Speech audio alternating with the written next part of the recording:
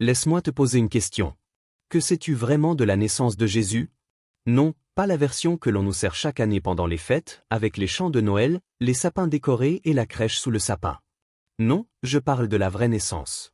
De ce qui s'est réellement passé, loin de toute légende, loin de toute image idéalisée. Tu penses tout savoir, hein? L'ange, l'étable, la Vierge Marie. C'est tout ce qu'on t'a appris, tout ce qu'on t'a dit.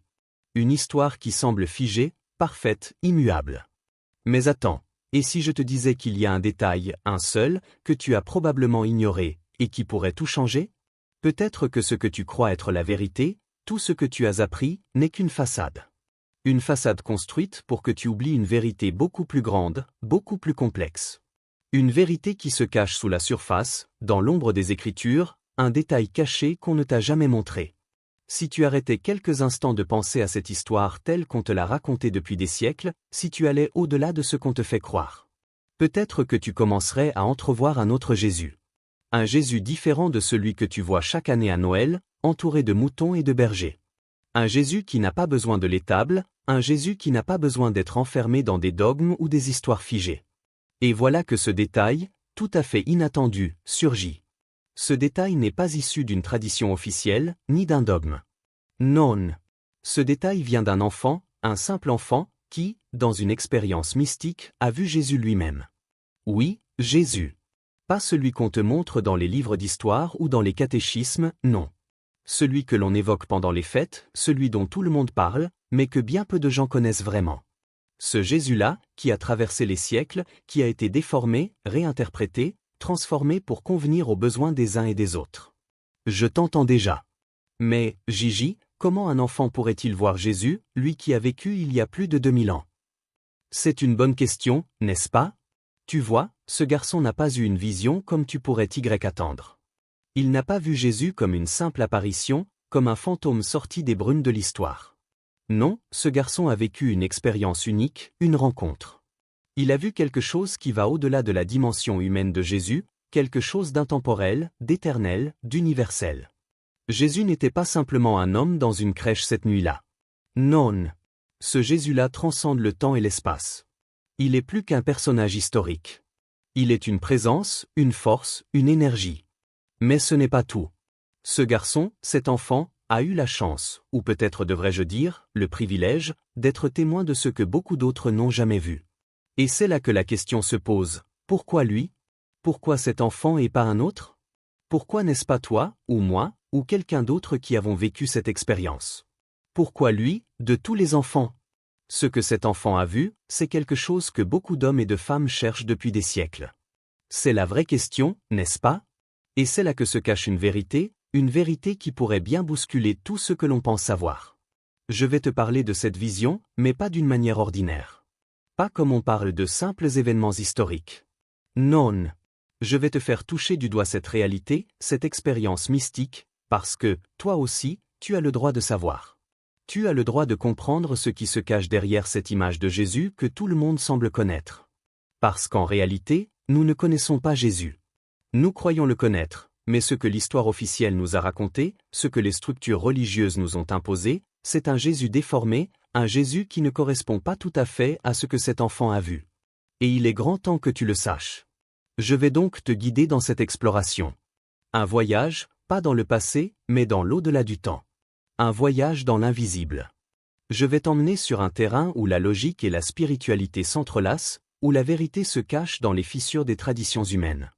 Laisse-moi te montrer ce que cet enfant a vu, et peut-être, toi aussi, tu commenceras à percevoir Jésus sous un jour complètement nouveau. Parce qu'il est possible, oui, possible, que ce que nous appelons l'histoire de la naissance de Jésus ne soit qu'une porte ouverte sur quelque chose de bien plus grand que nous. Ce que cet enfant a vu n'est pas simplement un épisode du passé. C'est une invitation. Une invitation à voir au-delà de la surface. À regarder avec les yeux de l'âme. Et si toi aussi, tu osais regarder à travers cette porte? Regardons de plus près ce que l'histoire nous dit, ou plutôt, ce qu'elle veut bien nous dire. Parce que, disons-le clairement, l'histoire officielle, cette histoire qui a été transmise et répétée de génération en génération, elle a de sacrées failles. Et si nous commençons à gratter sous la surface, à regarder avec un œil neuf, on pourrait bien se rendre compte que tout ce qu'on nous a raconté est beaucoup moins simple qu'il n'y paraît. Prenons, Par exemple, la naissance de Jésus, telle qu'elle est décrite dans les évangiles. L'évangile de Matthieu, qui est l'un des plus célèbres, nous parle d'un ange qui apparaît à Joseph pour lui annoncer la naissance miraculeuse du Sauveur. Un ange, rien de moins. Puis, il y a Luc, qui nous raconte une scène tout aussi spectaculaire, avec l'archange Gabriel venant annoncer à Marie qu'elle portera l'enfant Jésus. Ces événements sont d'une beauté indéniable, chargés de symbolisme, d'une signification immense, que l'Église a veillé à préserver à travers les siècles. Mais alors, voici ma question. Pourquoi avoir fait de la naissance de Jésus un événement si public? Pourquoi avoir choisi de rendre cet événement aussi visible, si grandiose, si officiel? Il y a quelque chose de curieux là-dedans. D'un côté, on nous parle de l'archange Gabriel qui apparaît dans la plénitude de sa lumière, une annonce divine. Mais de l'autre, le cadre dans lequel cet événement se déroule semble presque trop humain, trop terrestre. Pourquoi un ange de Dieu viendrait-il annoncer la naissance d'un homme à des parents dans une étable, entouré de simples bergers et d'animaux? Ce contraste me semble trop parfait, trop construit.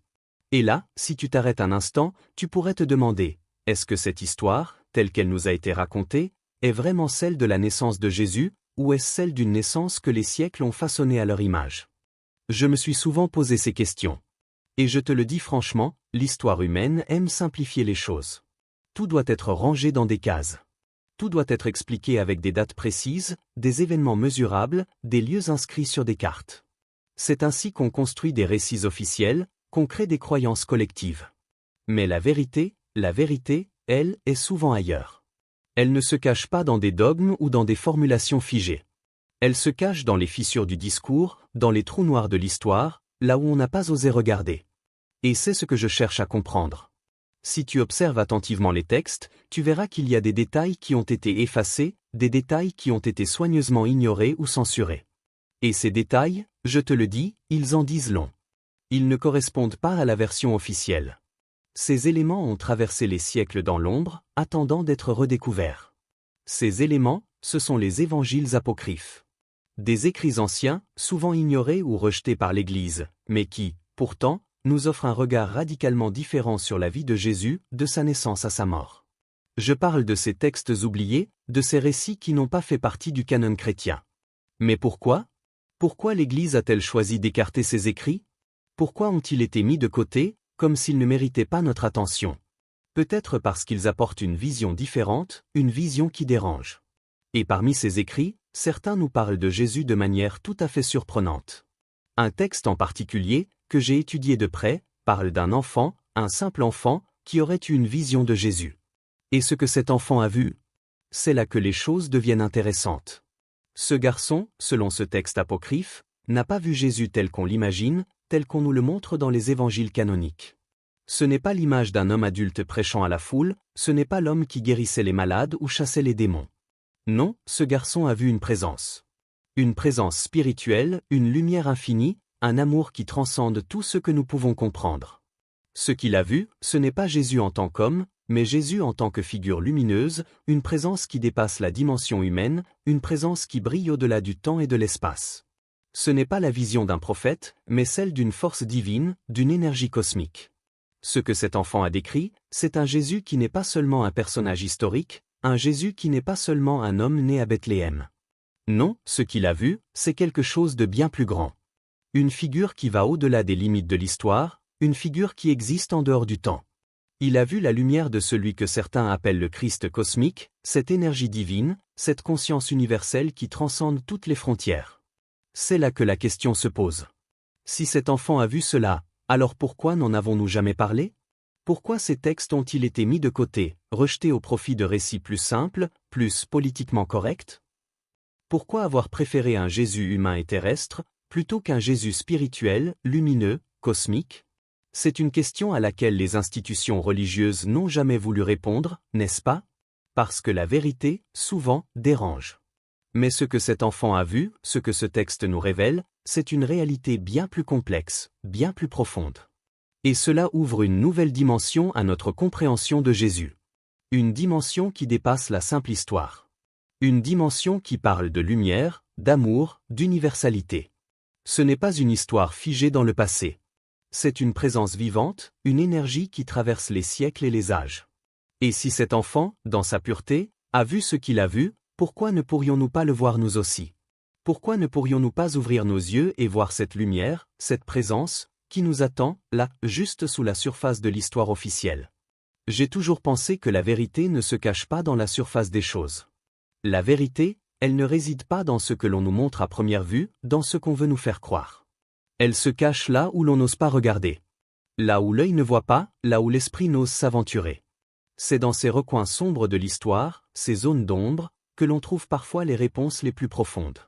Et pourtant, ce n'est pas là que l'on nous invite à chercher, n'est-ce pas? On nous dit de regarder droit devant, de suivre la voie tracée, de croire ce qu'on nous donne. Mais, si ce n'était pas là que se trouvait la vérité? Si cette vérité que nous cherchons n'était pas dans les textes officiels, mais dans ceux qu'on nous a cachés, dans ce qui a été effacé des archives? Prenons Jésus, par exemple. Quel que soit l'aspect historique que tu choisis de regarder, tu tombes toujours sur cette même image, celle d'un homme, d'un Messie, d'un Sauveur. Oui, Jésus était un homme. Un homme qui a vécu à une époque précise, dans un lieu précis, avec des traits de caractère et une histoire bien définie. Mais ce que l'on oublie trop souvent, ce qu'on ne nous dit pas, c'est que Jésus était bien plus qu'un simple personnage historique. Il était un être dont la nature dépasse notre compréhension. Et peu d'hommes, même aujourd'hui, sont capables de saisir cette nature dans toute sa profondeur. Ce garçon, celui qui a eu la vision dont je te parle, il n'a pas vu Jésus comme un simple personnage du passé. Il ne l'a pas vu comme l'homme de Nazareth, celui qui a grandi dans une famille modeste, celui qui a prêché en Galilée, celui qui a été crucifié à Jérusalem. Non. Il a vu quelque chose de bien plus grand. Il a vu le Maître, mais pas seulement dans sa dimension humaine. Il a vu Jésus dans sa splendeur divine, dans cette lumière qui émane de lui et qui transcende tout ce que nous pouvons imaginer. Une lumière qui ne dépend ni de l'espace ni du temps, une lumière qui éclaire au-delà de nos perceptions humaines. Ce n'est pas une vision ordinaire. C'est une révélation. Et cette révélation, je crois que peu d'entre nous sont prêts à la recevoir. Parce que pour percevoir cela, il faut regarder avec le cœur, il faut se libérer de nos œillères. Et la plupart d'entre nous, à force de nous enfermer dans les structures de la pensée, de la raison, de la logique, avons perdu la capacité de voir avec le cœur. Ce garçon, dans sa pureté, a vu ce que nous ne voyons plus. Il a vu cette essence divine, cette énergie cosmique qui traverse toute chose. Et ce que j'essaie de te dire ici, c'est qu'il n'a pas simplement vu Jésus comme une figure historique. Il a vu ce que les mystiques appellent le Christ cosmique, cette force vivante qui relie tous les êtres humains à Dieu. Peut-être que ce garçon a vu, ce n'était pas seulement Jésus dans sa version historique, celui dont on nous parle à Noël, celui de la crèche et de l'étable.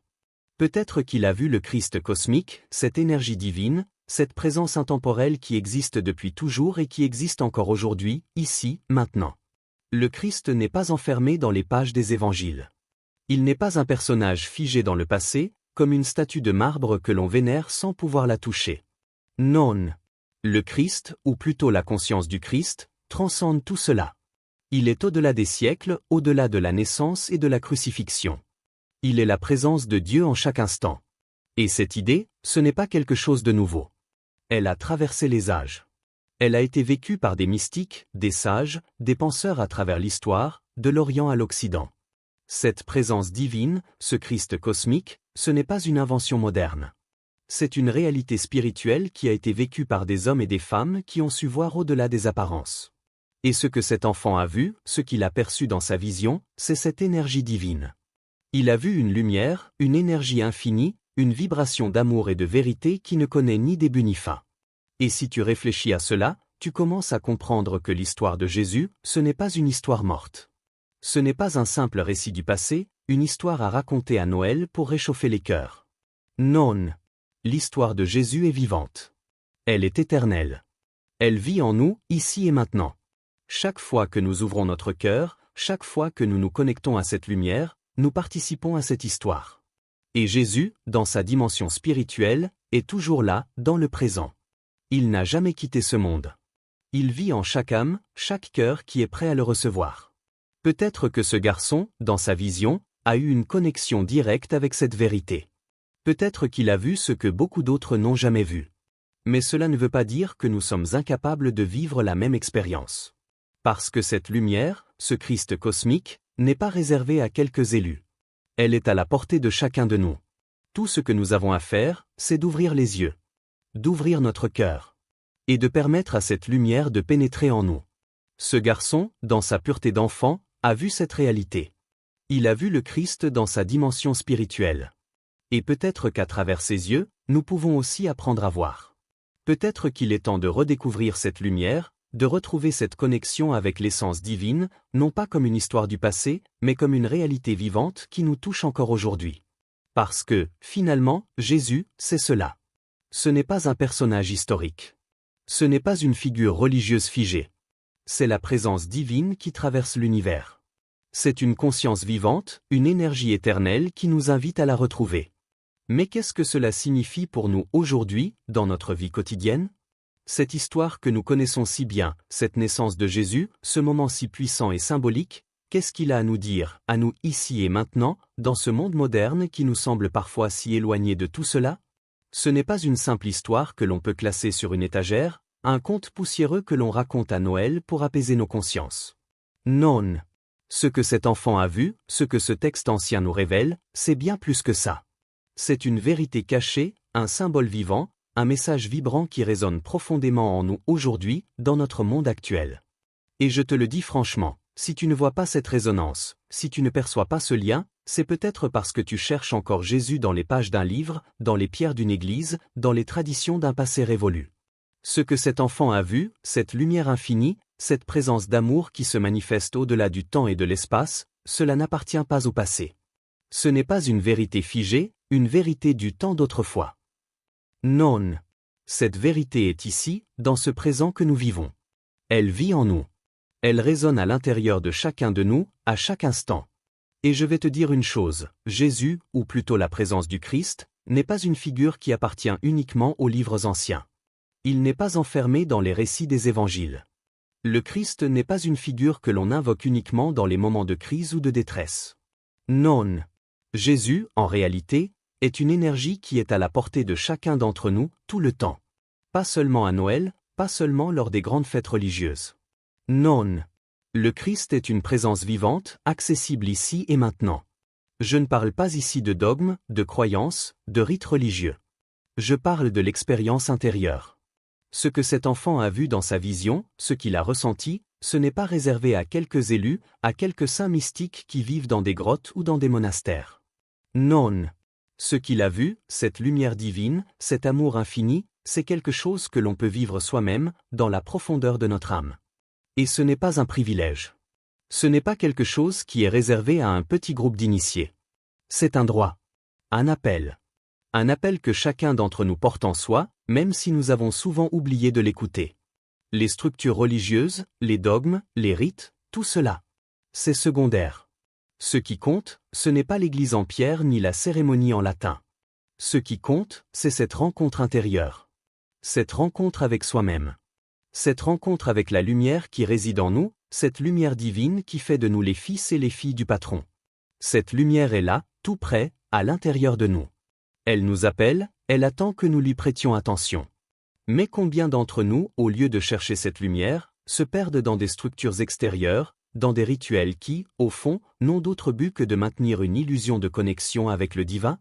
Tu vois, tout cela, ce sont des distractions. Des distractions qui nous détournent de l'essentiel. Et l'essentiel, c'est cette lumière intérieure, cette rencontre avec notre propre âme. Jésus n'est pas une figure qui se trouve dans un temple de pierre. Jésus n'est pas une image que l'on vénère à distance. Non. Jésus, ou plutôt la présence du Christ, se trouve en toi. C'est toi, face à toi-même, en quête de ton propre Christ intérieur. Et peut-être que tu ne le vois pas parce que tu cherches ailleurs, dans des temples, dans des livres, dans des lieux sacrés. Mais la vérité, elle est en toi. Elle ne demande qu'à être réveillée, à être retrouvée. Et je te le dis, nous sommes tous des fils et des filles du patron. Nous portons tous en nous cette lumière divine. Et la voir, la percevoir, n'est pas un cadeau réservé à quelques privilégiés. C'est un droit. Un droit que nous avons tous. Et cet enfant, dans sa vision, a vu ce qui est accessible à tous. Pas à quelques élus, pas à quelques saints, mais à tous ceux qui sont prêts à regarder au-delà de la surface. Ceux qui sont prêts à chercher non pas à l'extérieur, mais à l'intérieur. Ceux qui sont prêts à voir la lumière dans l'ombre. À percevoir la vérité qui se cache sous les apparences. Et je te le répète, c'est un appel. Un appel que tu peux entendre, que tu peux suivre, si tu es prêt à ouvrir ton cœur et tes yeux. Jésus, le Christ cosmique, la lumière divine, n'est pas une figure abstraite. Ce n'est pas une idée à comprendre ou à accepter. Ce n'est pas une doctrine à suivre. C'est une réalité vivante, vibrante, qui traverse les âges et qui t'appelle.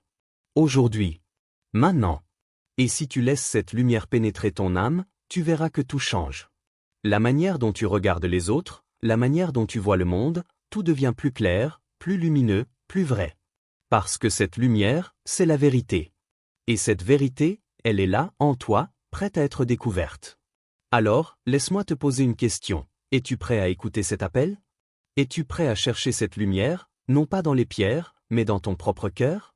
Parce que cette lumière n'attend que toi. Elle est là, à portée de main, prête à te guider. Il suffit de l'accepter, de la reconnaître, et de la laisser briller. Et alors, tu comprendras ce que cet enfant a vu. Et tu verras que cette vérité cachée, ce symbole secret, résonne en toi plus fort que jamais. Alors, la question que je te pose aujourd'hui est simple, mais elle est fondamentale. Vas-tu continuer à chercher Dieu à l'extérieur, dans des temples de pierre, dans des lieux où l'on t'a dit qu'il se trouvait, dans des rituels qui te paraissent souvent plus formalité que véritable rencontre? Ou vas-tu chercher Dieu en toi-même, dans l'intimité de ton propre être? Cette question, mon ami, elle n'est pas facile, parce qu'elle remet en cause tout ce que tu crois savoir, tout ce que l'on t'a appris. Elle remet en question cette idée selon laquelle Dieu se trouve dans des lieux saints, dans des bâtiments, dans des objets ou dans des dogmes. Non, Dieu n'est pas enfermé là. Et la vérité, la réponse à cette question, ne viendra pas d'un livre, ni d'un discours, ni même d'un prédicateur. La réponse vient de l'intérieur, là, dans ton âme, là où tu es toi-même, dans la profondeur de ce que tu es. Ce que nous avons tous à comprendre, ce que ce garçon qui a eu la vision de Jésus a compris, c'est que l'intérieur de notre âme est le véritable temple. Le véritable sanctuaire. Et si tu cherches encore Dieu à l'extérieur de toi, tu ne feras qu'effleurer la surface. Tu te perdras dans les apparences, dans les rites et les traditions, mais tu manqueras l'essence même de ce que tu cherches. L'essence de Dieu, ce n'est pas une chose extérieure. Ce n'est pas un objet à trouver. Ce n'est pas un lieu à visiter. Non. Dieu est en toi, toujours. Et c'est dans ton propre cœur que tu rencontreras la véritable lumière, cette lumière qui t'a toujours accompagné, même dans tes moments de doute, même dans les ténèbres de ta vie. Je t'invite à y réfléchir. Où cherches-tu Dieu? Est-ce dans des lieux où l'on te dit qu'il se trouve, ou bien dans la profondeur de ton être, dans cette connexion secrète, cette relation intime que tu as, toi seul, avec l'invisible? Parce que, crois-moi, Dieu n'est jamais loin. Il est là. Dans chaque souffle, dans chaque pensée, dans chaque moment de silence.